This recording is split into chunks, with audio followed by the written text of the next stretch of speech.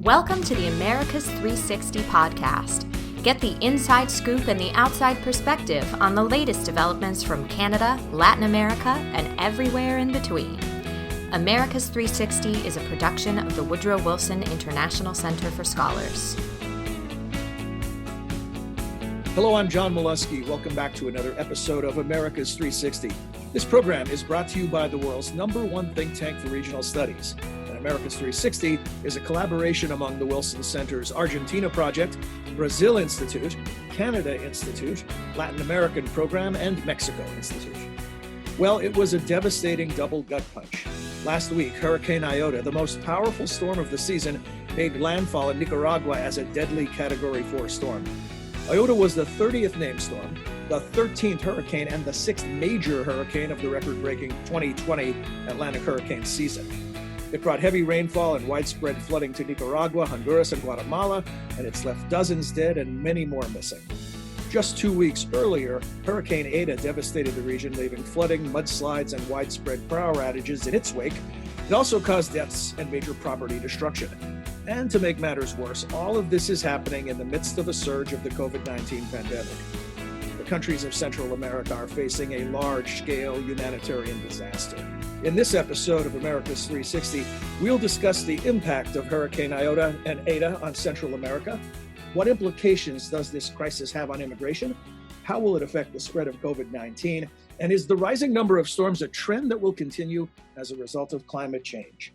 Our panel of experts will explore these questions and more, so let's meet them. Say hello to Argentina Project Director Benjamin Gadan. How are you, John? Well, thank you, Benjamin. Brazil Institute Director Ricardo Zuniga. Hi, John. Hey, Ricardo. Canada Institute Director Christopher Sands. Hello, bonjour. Hey, Chris. Latin American Program Director Cindy Arnson. Greetings, John. Hi, Cindy. And Mexico Institute Director Duncan Wood. Lovely to be with you as always, John. Thanks. Great to have you, Duncan. The roundtable is joined today by two special guests. Gina Kawas Arita is a Vidanta Foundation Wilson Center Fellow. She joins us from Honduras. Hello, Gina. Hey, John, and good afternoon to everyone. Thank you. Great to have you here. And Nicaraguan journalist and founder and director of El Confidencial, Carlos Fernando Chamorro, is also with us. Hello, Carlos. Hello, thank you for having me in this program. The pleasure is ours, Carlos. So to get things started, we're going to turn things over to Ricardo. Ricardo, all yours. Take it away. Thanks very much, John. So Gina, Carlos, Fernando, I think everyone around the world saw the images of those both these storms approaching, and it was impossible not to be reminded of the impact of Hurricane Mitch more than 2 decades ago now, and what that really meant for all of Central America, but in particular, the countries that were impacted by these very storms again. I think there had been an expectation that we wouldn't see something like this for decades. And in fact, we had two, one followed after another that had a similar startling impact. Fortunately, with much less loss of life than we saw under Mitch. But really, the first question we wanted to start off with, Gina and Carlos Fernando. Gina, I'll start with you. What does this storm mean for Honduras in terms of its overall impact on the country? To start, thank you for having us for this invitation. And like you said, we had 2 hurricanes impact Central America, particularly Honduras and Nicaragua, in the span of 2 weeks. So between November 4th and November 16th, we had nonstop rain, which left, quite frankly, a desolate and apocalyptic panorama with 100 registered deaths so far. There could be more. Statistics say that around 4 million people will be affected and displaced, thousands of hectares of crops destroyed, countless bridges and roads completely shattered. The country is disconnected right now, and thousands of houses have been knocked down and destroyed as well. And like you said, maybe these 2 hurricanes have been less devastating than many past disasters, like Hurricane Mitch, which in 1998 killed more than 11,000 people across Central America. But it comes at a worse time. And it adds to the misery caused by the pandemic, which we've had for almost a year now, and makes it more dangerous. Just to give you a few numbers, we have more than 50 bridges down across Honduras, 120 roads blocked, countless schools and hospitals flooded. The transmission and electrical distribution lines are down for over 500,000 people. And the regions that have been hardest hit by the flooding are in the northern part of the country in a city called San Pedro Sula, or across the Valle de Sula, as it's known, which concentrates most of the agricultural, livestock, and industrial production of the country. And it's actually considered the engine of the Honduran economy. I always like to compare Honduras to Ecuador, where you have Quito as the political capital and Guayaquil as the economic capital. So that's what San Pedro Sula is for Honduras, like the industrial capital. And all of this devastation has dismantled all these infrastructure that was rebuilt after Hurricane Mitch in 1998, so 22 years ago. And it's a reflection how the millions of dollars that were poured and received back then in the concept of aid was definitely not used properly. We can all see poignant images that reveal the poverty and the misery that both the pandemic and now both of these hurricanes have left in the region, and that represent a great leap backward and a setback for the country, for the region really, of about 2 decades. I mean, I would even dare to say that we are in the same place we were back in 1998, unfortunately. And storm damage amounts to around 250 billion lempiras, which is the local currency. And this translates to more than $10 billion. And this is the amount of the entire national budget of Honduras for 2021. This is not taking into account around 1 million people that will be unemployed in a country where, informal employment is so commonplace. And so to have 1 more million people in a country of 9 million unemployed is a hard hit. And according to ECLAC, around 7 million Honduras are expected to fall back into extreme poverty. So it's really a devastating scenario. GDP growth is expected to decline in around negative 10%, something the country has never experienced, not even during Hurricane Mitch. It was estimated to be negative 7.5 because of the pandemic, and now it could even reach a negative 13 decrease in GDP. So this is around 3% of the total GDP. And just to close, I think the Central American region in general continues to suffer from the same deficiencies in preventive infrastructure, in reconstructive infrastructure, in alert systems, because the government is not prepared. And in Honduras particularly, there was a national holiday planned during the first hurricane, Eta, and the government did not even cancel it, knowing that a hurricane was already in national territory. So I think it's just very disorganized, and citizens and the victims of all these phenomena are really starting to wonder where all the billions of dollars are really going. So this could really create political unrest. It's already starting to build up, because every year that a storm or a hurricane hits the country, hits the region, we end up reaching out for help to the international community, for funds, for emergency relief funds. So these reactive policies are just definitely too little too late. Gina, that's a really devastating picture. And thank you so much for sharing those numbers with us, because I think that they really tell a story that has not been fully absorbed by the international community. Later in this discussion, we're going to talk about some of the implications, not just for Honduras, but for the region and for the Americas as a whole, stemming from that disaster. Carlos, Fernando, obviously Nicaragua experienced this in a slightly different way, although with no less devastation. Can you tell us a little bit about what these two storms meant for Nicaragua? Thank you. I think there's first humanitarian impact, the emergency that this represents for thousands of families that lost their houses, both in the North Atlantic part of Nicaragua, in the city of Bilwi, Huaspan, or also in the northern part in Matagalpa, or even in the south, in the Pacific, in the area of Rivas and different places. So even though this was a hurricane that was focused on a specific trajectory, it really had a national impact. And we had more than 23 people dead. There are additional 3 missing, most of them as a result of mudslides and when the rivers, not directly probably by the impact of the winds in the Atlantic coast. But and now all these people are in a situation of emergency. Some of them are in refuge. there's a lot of concern about the efficiency, about attending them, and a lot of complaints about the way in which the government is attending the emergency. Secondly, there's the impact on infrastructure, maybe about 1,000 kilometers, not paved roads, but basic roads that have been damaged, a lot of bridges, the impact on the crops, particularly the beans crops, and also the environmental impact. I can't give you precise figures. I don't think there has been done an evaluation. And on the other hand, there is an additional problem about this situation. It's not only taking place as a sequence of 2 hurricanes in 2 weeks and in a country that have been impacted by COVID-19, but also this is a country that has been going through 3 consecutive years of economic recession in a situation of a police state. I mean, there is lack of transparency in Nicaragua. When our reporters tried to cover the story of the hurricane, and when we went to Matagalpa to talk to the survivors, well, we were expelled by the police because there is no freedom of the press in Nicaragua to report the truth.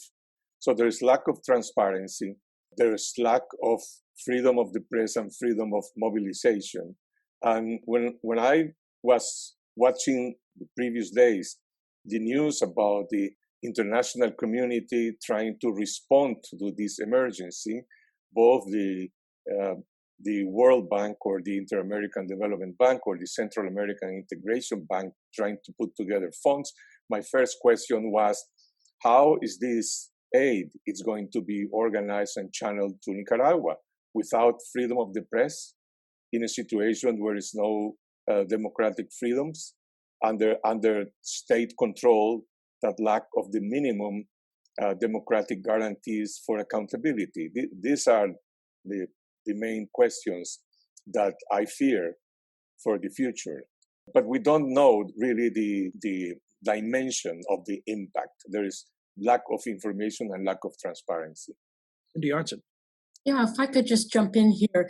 Gina, you made reference to Hurricane Mitch, and one of the consequences of Hurricane Mitch was an enormous amount of internal displacement in Honduras, people going from the countryside into cities. And I think it's often seen as a contributing factor to the rise of gangs and in a context of rapid urbanization and the lack of opportunity for young people. And I'm wondering if you see other enormous social impacts coming from the hurricane. And sort of related question is, do you think that since the international community already contributed a lot of money to post-Hurricane Mitch reconstruction, whether there might be a reluctance to contribute with the same degree of generosity? Yeah, so I think I'll start with the second question. I think that most multilateral financial institutions are still focused on fighting the pandemic. So definitely resources will be limited. And I think governance needs to be more preventive in these countries in order to be able to receive these funds. Let's remember that Honduras is not even part of the Millennium Challenge Corporation because the government didn't use the funds in a transparent way. Donor countries or just any financial institution needs to hold these countries accountable for the money that they are either donating or lending, because that enormous amount of resources has to be tangible somehow, which it hasn't been, in infrastructure, or it has to be reflected in preventive mitigation and adaptation, because I think more than ever, we've seen that climate behavior will require a sustained international response with obvious local responsibility, and that green elements need to be present in all of the economic recovery plans to ensure that this stimulus investments or stimulus packages will support both economic and environmental outcomes to generate more climate resiliency. Just to go to your second question, I think people feel so frustrated with the government, and levels of trust are so low that most of the help that has been channeled by humanitarian organizations like NGOs, the Red Cross, they haven't even been channeled through Honduras's embassies or consulates or representations abroad. but through civil society organizations. Like, this humanitarian organizations partner with civil society organizations and not with the government. And I think this just reflects how the government of Honduras has a serious problem of lack of trust, both domestically and with the international community, which creates a greater challenge at a time where requesting funds is just scarce. And I believe that this context will probably reconfigure the political year we have. So 2021 is a political year for Honduras with elections. And it may lead to massive migration. Going through your first question, Hurricane Mitch definitely caused domestic or internal displacement. But I think that now we have, as I said, 250,000 hectares of production lost. Palm oil, banana, coffee, just completely devastated. So this threatens food security. And I think that the number of climate migrants will rise because now we have a title for it. And that's what they're called. They're climate migrants or climate refugees, if you will. And they will definitely rise. And it's not even going to be internally within Honduras or Central America. I think migration to the United States will peak and it will be accelerated because even before the pandemic, we had seen all these caravans of migrants. And now with the hurricanes. And, you have organizations like the UN, the World Food Program, that publish how one of the main reasons to emigrate for the past decade has been lack of food. So I think the combination of the current U.S. administration and the pandemic had kind of halted the flow of migrants heading from Central America to the U.S., but now it will definitely restart. And let's see, like the U.S. has a new president-elect that might be friendlier to immigration. So I think it's definitely just a fact that climate change and migration is going to become an increasingly familiar reality. Benjamin Gadan. Carlos, a question for you about the challenges for Nicaragua to attract the kind of international support reconstruction will need. We've heard about the challenges in Honduras, from memories of the mishandling of Hurricane Mitch reconstruction and broad donor fatigue in the COVID-19 era. In Nicaragua, I assume these challenges are amplified by the isolation of the authoritarian regime, which the Trump White House famously lumped into its troika of tyranny alongside Cuba and Venezuela. So basically, I'm wondering what your expectations are for the international community playing a role in hurricane response in Nicaragua. Well, I think it is a major challenge because of the dimension of the emergency. And I hope it will also be an opportunity for the Nicaraguan people to get access to international aid in a way that it would be transparent and accountable. But that will not take place unless there is an understanding about the international community, about the real situation in which Nicaragua is going. I'll put you an example. Last week, for the first time, the IMF approved $183 million for the Nicaraguan government for COVID-19. Nicaragua has been the last Central American government to have access to the IMF funds. But what about transparency in COVID-19? If you ask the PAHO, the Pan American Health Organization, PAHO will say, we want to do a mission in Nicaragua to establish the real facts about COVID-19. According to the government, 156 individuals have died because of COVID-19. That is the lowest number in Central America beyond Belize. But the real facts, what we have researched with professional specialists on public health, is that the number is above 7,000 people who have died, the highest number in Central America. Who's going to establish the truth? Well, PAHO could do that. And PAHO says, we don't trust the Nicaraguan system of health. We don't trust the information. They are not sharing the information about the test, the COVID test that they are doing. Okay, now the IMF is giving a loan to Nicaragua. Okay, should that be related to transparency? That's what I consider to be the opportunity. But I don't think that is happening now. The IMF is saying, okay, we're going to have transparency about how the money is spent. That's fine. But we want to have information about human beings, about health, about the number of tests, about the impact of mortality in Nicaragua. The same thing could be argued about the impact of the hurricane.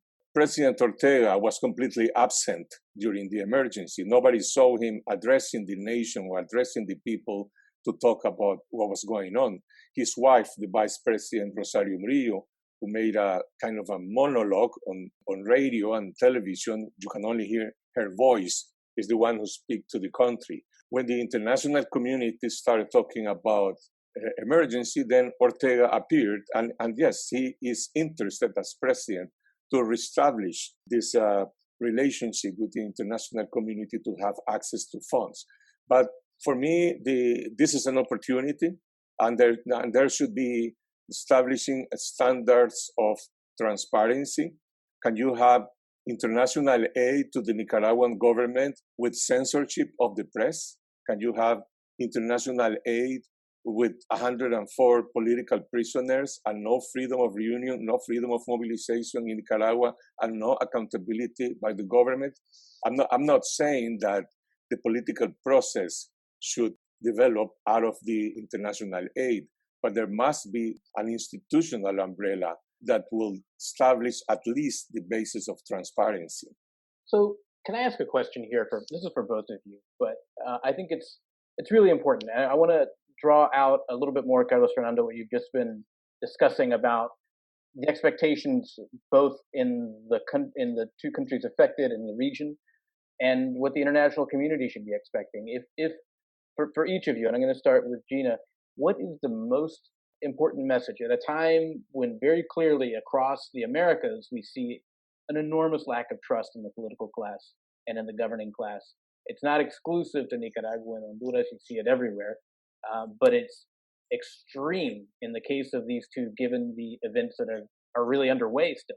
It's not just that happened, but they're happening now.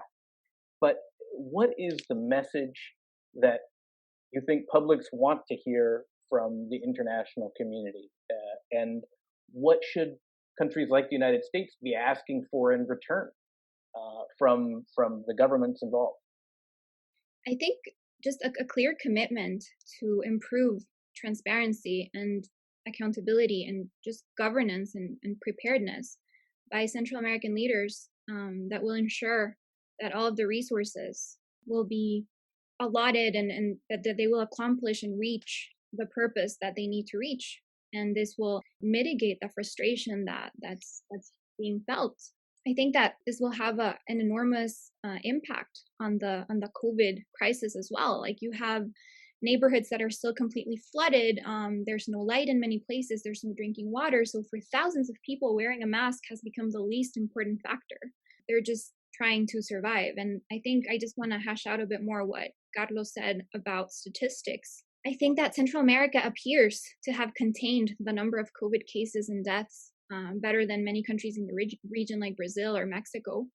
They report death tolls that are among the lowest in the region, but it's probably because governments are refusing to disclose accurate information. So I think it should be a requisite before disbursing any amount of money to ask and to demand that governments are giving true information. And if they're not trustworthy, then to have some sort of platform to make sure that this happens.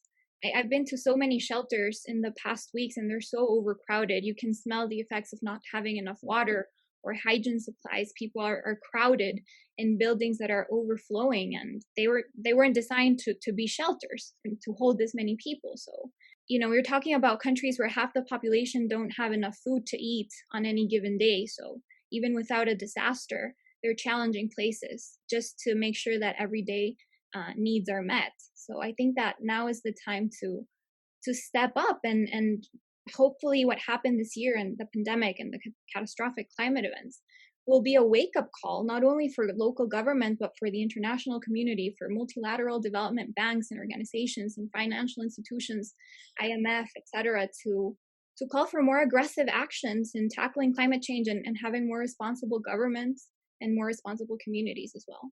Uncle Wood. Yeah, thank you, John. I guess I'd just like to abstract a little bit from the conversation, and by picking up on something very specific that Gina said earlier on, which really struck me, which was that the damage from the storms, from the hurricanes, is equivalent to the entire national budget.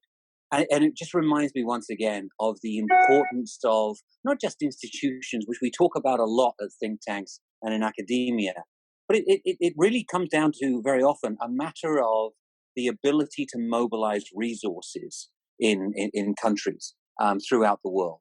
And, we've seen recently in Mexico that southern Mexico, in particular, the state of Tabasco, was hit very hard by storms. And President Lopez Obrador went down there, showed his compassion with the people. But his party, the ruling Morena party, had just got rid of the natural disaster funds that had been carefully sort of stored up over a number of years. And he'd sort of taken those funds and said they were to be used for other things. And, ultimately, the ability of the state to respond to disasters comes down to whether or not they have the money available. So yes, you can turn to international aid, you can turn to, foreign donors, but really what we need governments with real fiscal powers and the ability to bring in tax revenue that they can spend on these, on natural disasters and on other crises that we're seeing. So I guess I'd like to ask, not just the panelists, but my colleagues as well, is there a real conversation in Central America about the desperate need to increase tax revenue so that governments have the capacity to respond? Or does it just come down to, as Carlos was suggesting earlier on, the fact that there's so little transparency that if we brought in extra money, it would probably go astray? This is a perennial issue. And in Central America, Guatemala is the textbook example of a country that provides among the lowest tax rates and therefore the lowest amount per capita going into government coffers. But when you ask for the tax systems and the revenue to be regularized, you encounter enormous skepticism in not just the private sector, but in the public itself, because of what they see as documented abuses and corruption in the expenditure side as well. So this is such a massive problem. Duncan, it is absolutely central to the resolution of the whole range of governance problems that we see across the region. It's a matter of commitment, as seen from the outside world. It's a matter of commitment. So I think it's important to know that Central America is a region that has a population of more than 47 million people. And we are in an immediate need for reconstruction and socioeconomic recovery efforts. So transparent national budgets are necessary. And going back to what Ricardo said, Guatemala is going through civil unrest right now. Over the weekend, there were massive protests. And it's because the budget for 2021 included a raise in taxes, which is what you're saying. And people just, because they know that their taxes, even though taxes increase the national budget, they won't be used in the purposes that they're supposed to be used. And they cut off some important programs like food programs and food safety programs. So I think that if this happens, if governments go through this way, instead of asking for loans or donations from the international communities, if they go like with an internal economic policy of increasing taxes, they will encounter resistance, like you said, from private sector and from normal people every day. So I do think that relief efforts must have a high level of transparency in the management of resources and just ensure that there's priorities that will be imposed by the emergency and invested and that they will be accountable for managing them in a systematic manner. So not in a year from now, like not let's close the year, I'll give you money and you can give me a report 20 years from now. No, like it has to be systematic, I think, and open. In Nicaragua, we have a structural problem of tax inequality, but I don't think this is a problem that can be addressed during this emergency. This is a government that is literally bankrupt after 3 years of recession, and they're raising taxes during recession, basically also to punish what they identify are enemies within the business sector that is a former ally from the government that now has been, let's say, supporting claims for free election. So it is a much more complex situation. I don't think this is a problem that can be addressed. This is a question of emergency. A signal from the international community for me and for Nicaraguans, I guess, will be to see the Inter-American Commission of Human Rights coming back to Nicaragua, or the UN Special Office on Human Rights coming back to Nicaragua.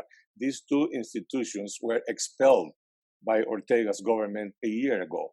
So before the money comes in, I think it will be important to have a human rights standard in order to address problems which are much more previous to this hurricane and COVID crisis, which is what I have been describing as a police state, which is not a metaphor. It's a real situation in which there is no freedom of reunion, freedom of mobilization, or freedom of the press.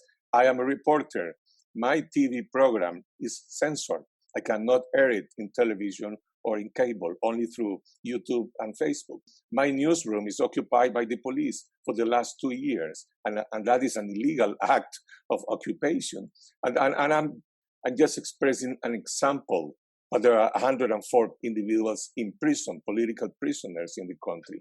And this is a part of the abnormalities. So I don't think it will be possible to deal with this emergency unless these problems of lack of democracy, lack of accountability, lack of transparency are addressed. If the international community doesn't recognize that, I think it will be basically making a favor to the Ortega's dictatorship, rescuing them because they are bankrupt and they're seeing this crisis, this emergency, as an opportunity to extend their political agony. Carlos, thank you for reminding us that not all disasters are natural. There are man-made that you're dealing with as well. Chris Sands, you're next. Well, yeah, thank you very much. And it's been a powerful discussion. One of the things we've seen in Canada, really dating back to the 90s, the Canadians are decent size aid donor, wealthy country, but they've become very corruption shy. And so they're constantly, as budgets have shrunk and other priorities have come up, corruption is the easy excuse to turn away from a more complicated problem. And given that they only have a few, a much smaller aid budget than a country like the United States, it's been too easy for them to ignore the problems of Central America. Now, we've seen civil society organizations like the Canadian Red Cross, some of the church groups get very actively involved. But the Canadian government, I think, has chosen to use corruption on the institutional side in the recipient countries as one factor in just reallocating funds to other countries, which, at first makes some sense. You want to get good value for your aid dollar, but it really shows the mismatch between civil society, which is taking risks, obviously, but to try to do service delivery, and a Canadian government that may be sometimes more worried about its budget than it is worried about helping people. And I think one of the canaries in the coal mine of this particular situation will be for countries like Canada, not necessarily the United States, we often focus on the US, but for countries like Canada to step up. And I think invest in trying to do oversight and engagement in country, which they have the capacity to do, to help encourage other donors to take risks with their money together. I mean, a socialization in a way of multiple countries investing together and sharing in the oversight might be a way to get past this problem. And it's the kind of thing that countries like Canada, but there are others, could take the lead in. But it's a different concept for them in terms of foreign aid. And I hear this story and I worry that it may be that with building back better at home, Canadians put their own priorities ahead of some of the priorities elsewhere in our region. Thanks, Chris. Cindy Arnson. One last question, perhaps, for Carlos Fernando. Gina had mentioned the fact that a lot of the aid coming into Honduras was being given to civil society organizations because the government had such little credibility. Is that possible in Nicaragua, or are there strict limitations on the kind of external aid that civil society organizations can receive? That's a very important question because of the recent legislation that the Nicaraguan government approved about a month ago. This is a law called the La Ley de Regulación de Foreign Agents. They said that in the US there is a similar law that you have to register to do lobby, but this is something completely different. This is more inspired in what Putin has done in Russia. So any Nicaraguan civil society organization, whether it is a natural person or a foundation or a media outlet, whatever, who receives a donation, a grant from abroad, has to register in the Ministry of Government as a foreign agent and automatically will lose all its political rights. This is a law in order to restrict the access of civil society organizations to foreign donations. And it is already in effect. Organizations like Caritas from the Catholic Church has been restricted in their will to assist people with solidarity. The same thing has happened to other private sector institutions. There is a monopoly of the relationship between social assistance from the government to the people. I mean, a political monopoly that now is going to be instrumental through this law. So yes, there is capacity in Nicaragua in the private sector, in the church, in civil society organizations, but now they are under a situation of persecution by the state. This is the reality. So that law has to be derogated immediately. Also, the law that restricts freedom of the press, they call it the ciberdelitos law, is a law that has established in the legislation the crime of false information. Who decides what false information is? We don't know. The judges. But that means that a citizen or a journalist will spend between 1 to 5 years in prison because of committing the crime of divulgar false information. So we have to dismantle the legal repressive apparatus that the state has been reinforcing in the previous month. They are preparing for the so-called elections next year, probably not competitive, not transparent elections. Otherwise, they will not be establishing these more restrictive and repressive laws. But to answer your question, yes, there is capacity, but these restrictions have to be dismantled. Well, unfortunately, we are out of time for what is an increasingly important discussion, and I think the enormity of the challenges is reflected in the sprawling nature of the discussion that you just conducted. This is too important for us to just leave it here, so we'll promise to come back and visit on how the region is doing as recovery efforts continue and some of these larger challenges that Carlos and Gina and the rest of you have laid out. So as always, thanks to our regulars, Cindy, Benjamin, Chris, Duncan, and Ricardo, and a special thanks to our special guests, Gina, Kawas, Arita, and Carlos Fernando Chamorro. Thank you very much for joining us. Is there a topic you'd like us to cover on Americas 360? Perhaps a guest you'd like to hear from? If so, you can reach us via email at americas360@wilsoncenter.org. We'd love to hear from you.